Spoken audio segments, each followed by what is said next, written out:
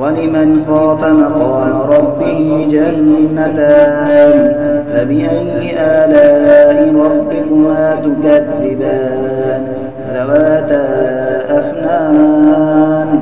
فبأي آلاء ربكما تكذبان فيهما عينان تجريان فبأي آلاء ربكما تكذبان فيهما من كل فاكهة زوجان فبأي آلاء ربكما تكذبان متكئين على فرش بطائنها من استبرق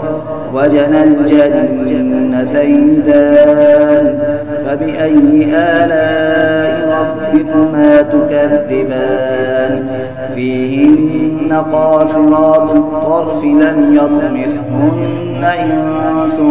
قبلهم ولا جان فبأي آلاء ربكما تكذبان